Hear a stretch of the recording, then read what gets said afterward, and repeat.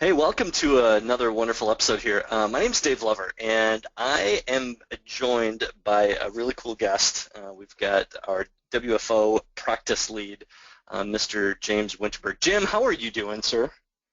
I'm doing just great, David. Just doing great. Just waiting Now, for the weather to change here in Philadelphia, but other than that, I'm doing well. it's wet. It is a very, very wet summer, which hmm I don't know. At least it's maybe not snow yet, so that's good. Yeah. So this episode we're going to talk a little bit about workforce optimization, WFO, right? As most people know it and love it, and you live it.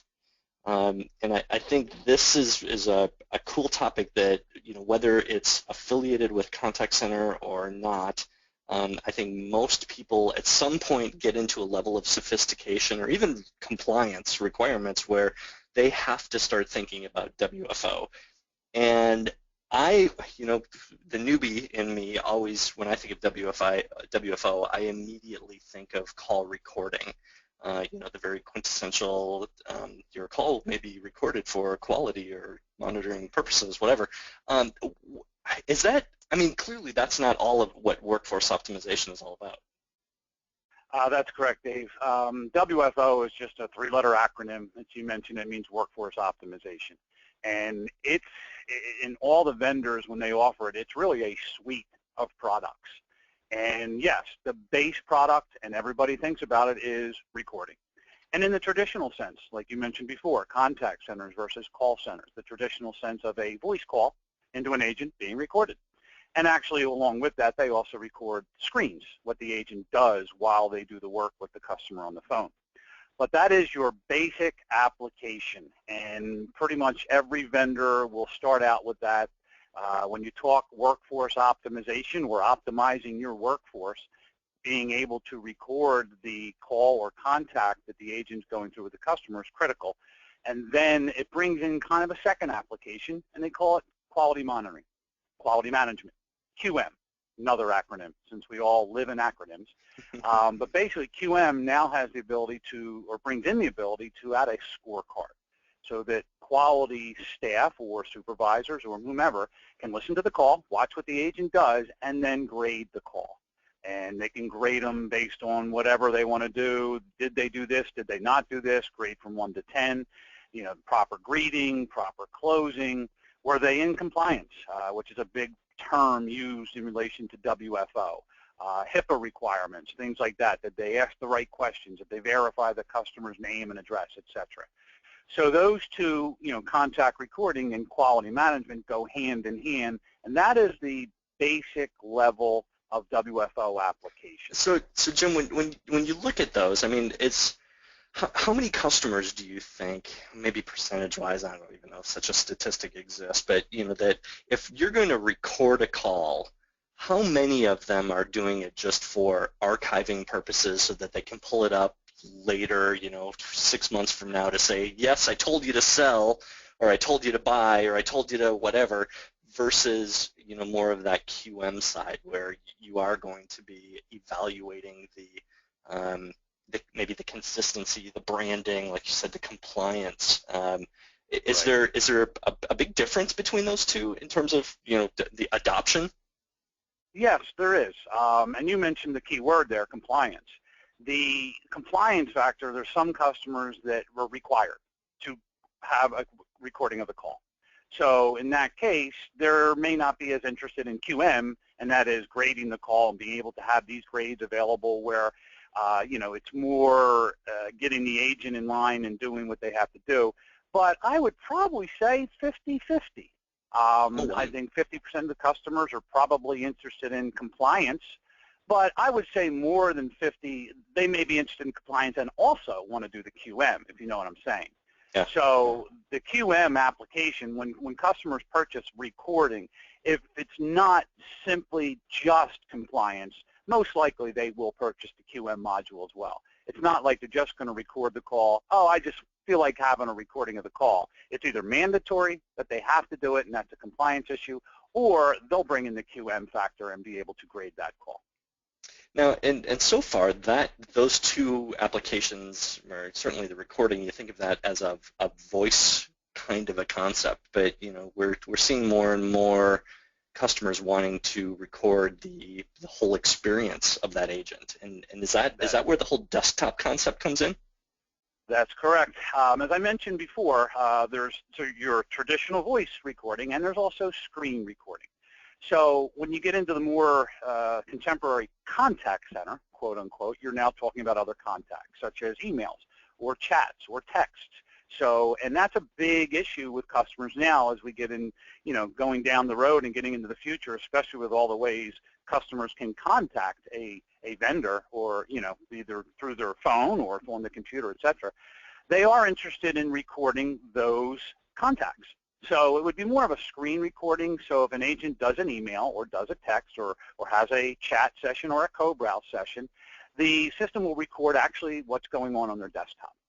And so, and it gets a little tricky, and that's where, because you got to have something to trigger the start and the stop, because you could have an agent that could handle multiple contacts at once. They could be working on an email, and then all of a sudden they get a chat session request. Typically, the contact center is basically programmed so that calls or voice calls won't come in at the same time. But that's the beauty of contact center software, is that it will allow items to be queued and not overlap. But still, you could do more than one, such as I said, an email or a chat session. And then it comes a little tricky in when do you start the recording of contact 1, start the recording of contact 2, and then stop the recording of both contacts. And that really gets involved with software that's on the desktop and on the agent's desktop, and it's really a client application. And so you tend to, I would assume, try to automate that as much as possible, as opposed to, leaving it up to the agent to, okay, I'm willing to start recording myself, click this button. A manual start and stop would kind of defeat the point, I would think, right? You are correct, and that's actually one of the other applications that are involved in WFO is something called desktop analytics, or desktop and process analytics. Mm-hmm. And within that, there's an application on the client's desktop that does just that. It will trigger a certain event, such as when you're doing an email, when do you want to stop the email? Well, maybe you want to stop the email recording, stop the recording of the screen when the agent hits the send button, because they're replying to the customer and say, okay, we've got your issue, we're working on it, or whatever the case may be. But that desktop analytics application allows for the, the desktop screens to be recorded and then triggered based on something on the screen, such as you're on a web screen or you're in Outlook, and you ultimately hit a button like the send button, and it can trigger that recording to start or stop, depending on what the screen is. And it could be a CRM application that the agents use for their business, and it could be a complete button that says, okay, I've completed the work here, I'm now done. So yes, it is pretty much all automated, but as I mentioned, it does get tricky, and then there are a lot of professional services involved with that kind of engagement besides just the licensing for the client application. Right. If you know what I'm saying. Yeah, and another interesting thing you talked about of process analytics. So far when we talked about contact recording and quality management, we were basically grading, for lack of a better word, the agent and their performance. Did they comply? Did they do what they needed to do? But when I think of process analytics, I almost shift to, hey, are our processes good, or can we as a business fine-tune things to make it more streamlined for the agent? So instead of grading the agent, we're now grading our processes. Is that a common thing, or is it really, no, let's just record the desktop? It's becoming common, and it's actually what they're now calling back office automation, as opposed to what we traditionally think as our front office, which is the customer-facing people on the phone, people doing the chats, people doing the emails. There are people behind the scenes that do the work. Classic example is the finance industry, where you've got people behind the scenes processing applications. So the back office processing is becoming more critical to, like you said, understand the process. What does it take to complete an application from A to Z? And the desktop process analytics will, again, understand every application you go through, every screen through every application you go through, and then you kind of work on that to create the workflow, of the best workflow to complete an application in the least amount of time, because you'll actually get handle time for those kind of processes. And handle time, as you know, is a very common statistic in the traditional call center world. But now you've got handle time of back office processes, and they're determined by that desktop application that is understanding and recording all the screens and all the, the flows that you go through from A to Z to complete your process. So, before we get too far from, the traditional call recording side, there's some interesting ways to capture those calls, right? I think the old school way is maybe trunk side, where you literally have T1s, and you're tapping into the existing trunks. And some vendors like to do almost like basically a conference call or maybe a service observe to record that call. But there's a kind of a newer player in there that's got a more creative way of doing it. Do you know anything about that one? Yeah, it's funny. Recording back in the day started with your old TDM circuits. I mean, basically stations, just simply tapping into the phone and recording it. And then, as you mentioned, it went to more trunk side recording into the VoIP world, the IP phone world, where DMCC recording, and like you said, it's almost like a conference. It just simply says, okay, I've got X amount of recording ports, and I've got to conference them in and to the conversations happening, and it gets recorded. And now in the SIP world, they're doing a lot of what they call SIP rec recording, which is a protocol which really taps into the SIP circuit and records calls. But they also now, Calabrio is a company that's coming up with an interesting concept, and that's desktop recording. And what that's doing is, with all the other recording methodologies I mentioned, there's a lot of things involved, and there's a lot of costs involved, such as licensing. And depending on what system, what platform you're using, and it could be Avaya, it could be Cisco, what have you, you're going to have some sort of licensing involved. Desktop recording is a very interesting concept. It takes the RTP stream, which is a protocol, which is really the audio stream that's going from point A to point B, the customer calling into your PBX, getting through to the agent, and handling at the agent whatever the agent's using to talk, and that could be certainly a physical phone, or it could be, nowadays, a lot of the customers are having agents use a soft phone. And that soft phone is just a desktop application. You put a USB headset on your PC, and you're ready to go. So this desktop recording will record that RTP stream, and there are some limitations that I'll mention, but it bypasses, in the Avaya world, for example, you have an AES server, Application Enablement Server, and it's more of a CTI server. So a lot of the traditional methodologies of recording require a CTI event, and that is what starts the call, what stops the call, what agent's on the call, etc. This desktop recording doesn't really need that, per se, and you're saving some licensing. It just needs to know an RTP stream is coming into the system and it's done, it's completed. So, but I mentioned there are limitations to this, and that is, it does need to know when to start and stop the recording.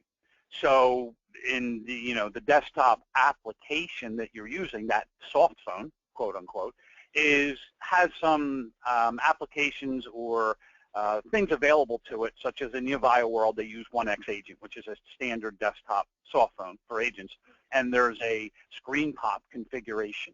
And that configuration says, hey, okay, when a call is answered, or even when a call comes in and it's ringing, there are two events, then I'm going to start the recording application, this desktop recording application that I mentioned that Calabrio has. And what happens is that call will start to be recorded. And then it'll continue to be recorded until either the RTP stream stops or the call is told to stop, and that could be by another event, and that's simply the call being released, handled by that screen pop configuration. So it's it's new, okay? It's just starting to come out, but it's always been an issue for customers to say, oh, I want to do recording. Okay, I've got to spend X amount of dollars on licensing for the software, the vendor, whether it be a Calabrio or a Verint or a NICE or whomever, they've got to pay the licensing for the call recording. Now you also have to pay other licensing. It could be SIP-REC licensing, so you could use a Sonus or an Acme session border controller. And I don't want to get too technical with that, but they're licensed. Avaya has DMCC licensing that you have to have license in order to do that single-step conference that we talked about. With this desktop recording, you don't need any of that. But you have to deal with the limitations of the screen pop configuration. It is a desktop soft phone that is required to record. They don't have the hard phone, but they are working on that. And so it's it's an up-and-coming concept that we're starting to see a lot more of. Well, I think it's interesting. Even I think of the benefits to Calabrio in this case, right? Where a lot of these other vendors, not only is it a licensing standpoint from the customer's perspective, but the vendor has to create different iterations of that same software for each vendor, right? Whether it's tying to an AES server with Avaya or you're tying to something else for different vendors, whereas doing it this way, you're pretty independent from the PBX manufacturer, right? It doesn't. It could be the exact same software for the most part, and because you're recording at a desktop, any media stream that existing on that computer, that matches the media characteristics, and like you said, can start and stop based on some automated event. Well, I don't have to recreate the software a million times based on all of the variations of PBXs that I might put it on. So that's got to be really beneficial to Calabrio. Yes, absolutely. And it doesn't come without its limitations, as I mentioned, but it is PBX, ACD agnostic. It doesn't matter. It's just recording the RTP stream as it comes to the desktop via that soft phone application. But again, it is a desktop application, yeah, and that's a big consideration for a customer, because you could have hundreds or not even thousands of desktops. Desktops, I mean the PC or the laptop that the agent uses to do their work. So it requires a client to be installed. There's a service running in the background. Now, when you talk about a desktop client application such as this, it has to be installed. So there is a silent install, quote unquote, and that's something they call a push that can be done automatically. But you've got to be careful that the bottom line is, in order for this to work at its optimal level, the install has to be done 100% or perfect. And it may require a customer to touch those desktops, if you know what I'm saying. A technical person to go around, and if something's amiss, maybe do a manual install of the application to get it correct, check log files or what have you. But that's the one consideration a customer needs to understand going into this. But as long as they have that understanding, the benefits are, in my mind, my opinion, are just great. I think this is the wave of the future, and I think you're going to see other vendors come in line. But it is a very neat recording methodology that Calabrio has. So, I mean, it sounds like at the server side of this, that things get easier, right? I mean, just based on that simplicity, maybe you've got a little bit more going on at the desktop level, but it sounds like the benefits of a simplistic backend. I mean, is that actual, or is that just kind of me guessing? Great point. There is no server. In a traditional recording environment, whether it be DMCC, single-step conferencing, or even SIPREC, you have recording servers.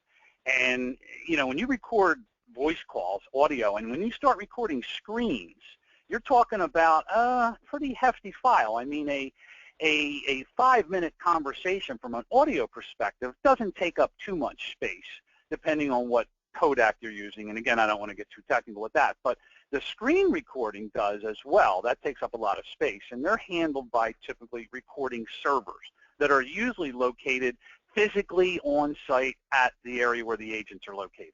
So in a multi-site environment, you're going to have recording servers located at each location. Here, you don't need recording servers. And as a matter of fact, you deal with this, and the cloud comes into play. And this is where, as you know, cloud systems are becoming much more popular.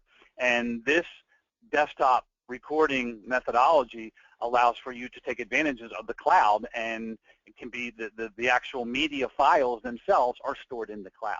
So now you could still do it in a hybrid environment and keep a server on site if you want those media files to be stored on site.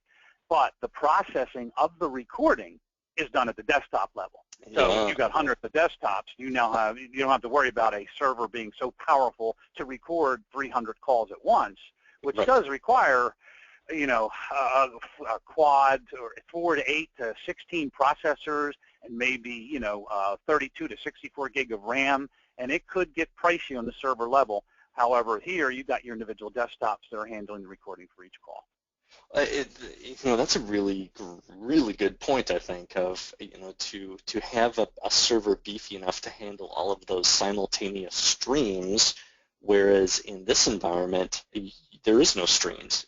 You're recording it, you're collecting it, you're processing it on the PC, the desktop, and then when it's done, it just sends it back to a central repository for archiving or analysis purposes later on. But yeah, it sounds like that would make life tremendously simpler, because I don't think anyone has ever said that traditional call recording and everything that goes along with it is an easy task. It can get complicated really fast. But this seems to be making it simple again, which is refreshing. And the complexity in the other methodologies brings in other systems, such as I mentioned, when you do SIP recording, you're tapping into a SIP circuit, and of course you've got the session border controllers involved. In the Avaya world, you have session managers involved. And if you're doing DMCC recording, of course, you got the AES server involved, and you got TSAPI, which controls the CTI, and you got DMC, which controls the audio. So you can see in those worlds, yes, you've got a lot of other things involved. In this desktop recording, you really just have the RTP stream coming into the agent's desktop and recording it. It's really that simple. No, that's great.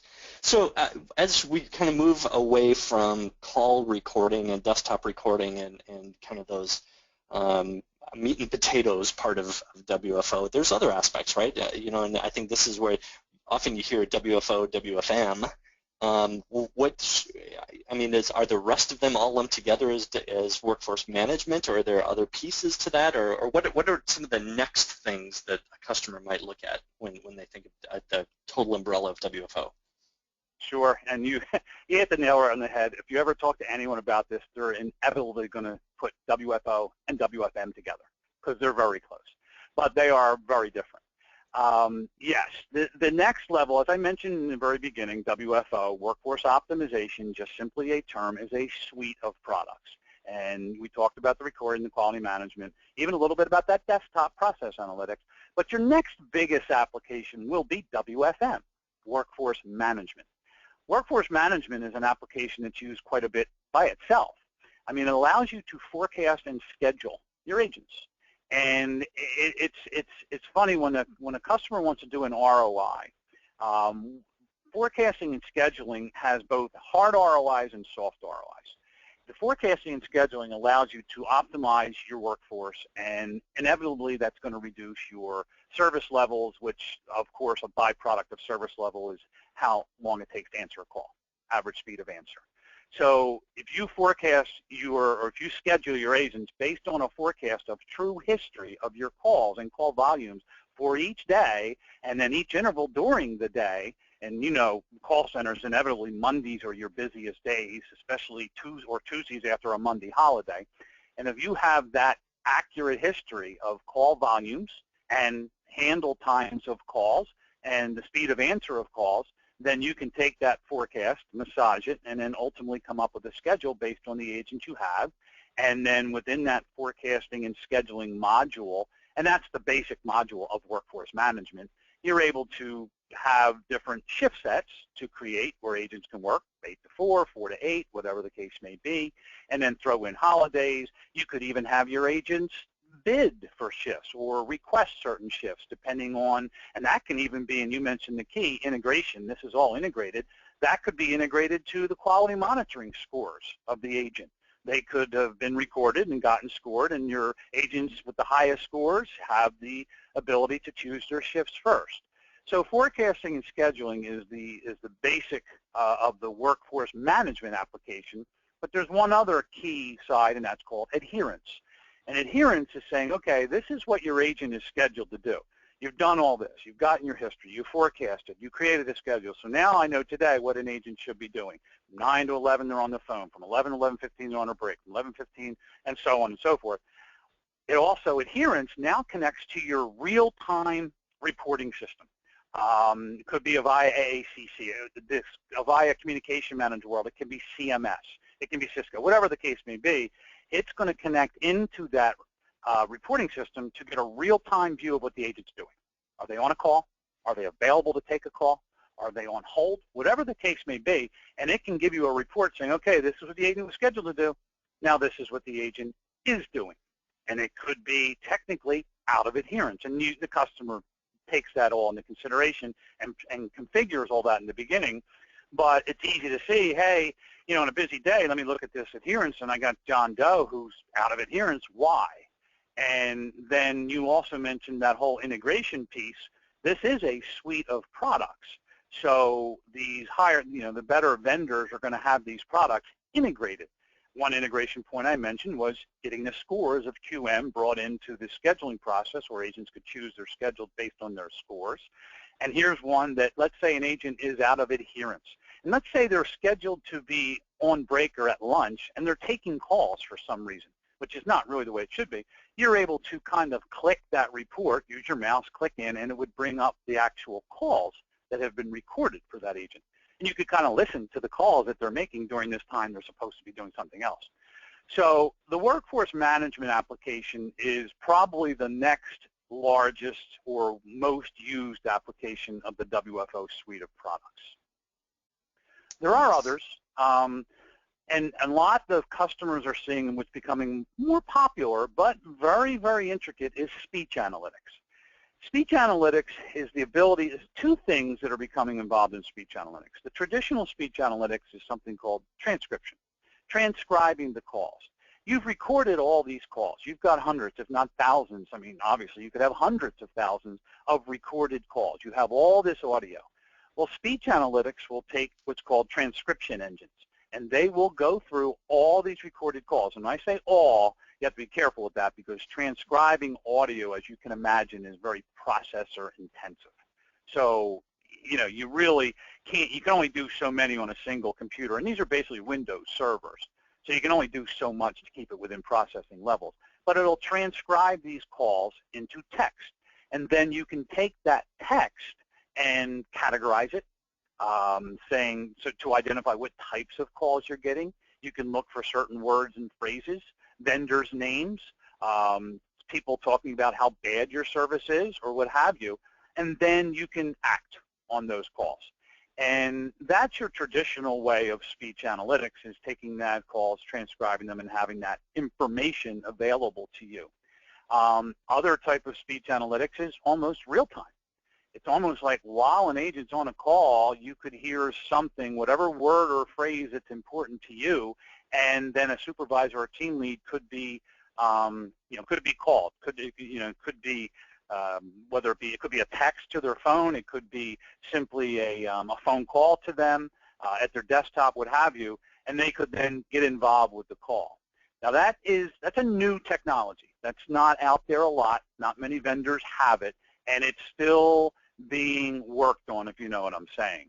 It's not totally accurate. It's not like you're going to catch everything you want, but it is very processor intensive. And the same with the transcription, the traditional way of recording. Those transcription engines I talked about, different vendors obviously have different WFO platforms. And so, the bigger vendors will have the better transcription engines. And that's kind of where a customer needs to think about it. They want speech analytics. And you'll find that licensing for speech analytics is not cheap, but it is it is certainly going to give you the ability to categorize all your calls, get a lot of good information, et cetera. So, but, the licensing and the vendor, the customer needs to identify what is important to them. And, if they really want speech analytics, they've got to be careful to make sure that that vendor has the proper transcription engine that's going to do the job for them. So a lot of the advanced applications that you've been talking about and the amount of integration, and it sounds like some comes as part of a specific vendor's suite, but my guess is there's a lot of professional services involved. And I'm curious, you are the the WFO practice lead here at Arrow Systems Integration, and you see everything, right? You see the vendors, you see the customers, you see the engagements, and I am curious as to, maybe start, how would you describe a typical engagement, where you're looking at all of this stuff? I mean, what are the high-level things that happen to ensure a successful engagement? Great question, and I think that's what Arrows provides to their customers well beyond a typical WFO vendor. And that is, I'll get involved in the process from the very, very beginning. And sometimes customers, as you said it before, oh, do I want WFM? Well, maybe they mean WFO, or maybe they don't. They're not really sure what they want. So I'll kind of get involved, and you're right, I've seen it all. I am very familiar with the applications that come under the umbrella of WFO, and I can help the customer understand what they really want. As I mentioned, call recording and QM is one thing. Workforce management is another. Desktop product or process analytics is another.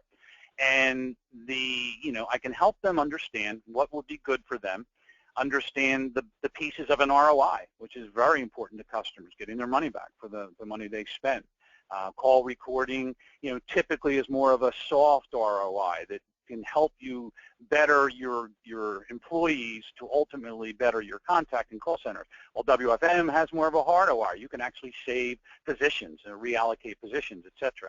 So, I can get involved and help them with that. Then, inevitably, with any WFO installation, and it doesn't matter what vendor, you are going to have a very significant infrastructure requirement. And that's where a lot of WFO installations fail. If you just simply take a vendor and such as all the vendors out there, and there's a dozen out there, and they come in, they're going to say, yep, we'll install it. They'll even say at a meeting, okay, oh yeah, we have requirements and your server requirements, and here, we'll send you a document. And they send them a document, and that's it. Here you go, customer, you're on your own.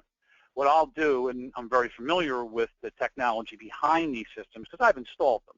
I've installed the Calabrio system. I've installed the Verint system, which is the Avaya system. So I have a very strong technical background that I'll sit down with your Windows systems group or your data network group and your desktop resources group and talk to them and tell them what they're going to need to do. Point out what the server is going to need to be. A 500-seat installation, and the customer wants your recording and QM and, say, workforce management, the two bigger applications. That's going to require probably multiple servers. You're going to have recording servers, or you could do the desktop recording. But for workforce management, you're certainly going to have servers and just an application server to handle because most of these are all web-based. They're all browser-based. There's no more real client application that you need to install on a person's desktop, an employee's desktop, to get into the application or get into the portal. It's more internet-based, but you need servers for that. So I will kind of get involved with the technical group to make sure that is the case. And then into the installation. I will manage the installation. I will basically, make sure that the servers are installed to spec. I mean, SQL's involved. There's databases involved. Make sure that they are installed to spec and they're ready to go. And then, of course, day 2 support, and then even beyond. I mean, I have gotten into a point where I'll support our customers. Of course, we have the vendor to go to, but one of the things in WFO that a lot of customers have complained about is support. And it's a very technical application. I mean, even depending on the vendor, okay, and it can get more complex as it goes. But, for example, Calabrio they have 3 applications under their entire umbrella. They have recording, QM, that's kind of bunched into one. They have workforce management, and they have analytics. While Verint would have 10 to 12 applications, and it can be more complex. And if you look at, for example, a database behind the WFO, recording, QM, WFM, and especially if you get into speech analytics or anything else, your database could literally consist of hundreds, if not thousands, of tables. So you can imagine the sophistication, and when you call for support, typically a problem might be database related, but it's kind of tough to get support. But what we do at Arrows is we will assist in that support, be the point of contact for that support, and work with the vendor to make it a lot easier for customers. So I think that's a a plus that Arrows brings to any customer who's looking for WFO. No, that sounds great. Hey, Jim, we are out of time. I want to thank you so much for joining me today. It was very enlightening to talk about WFO, WFM, the applications of the technology, and even some of the innovations that are happening with vendors like Calabrio and others. So thank you so much for the time, and we'll talk again. All right, David, thank you very much. Have a good day. You too.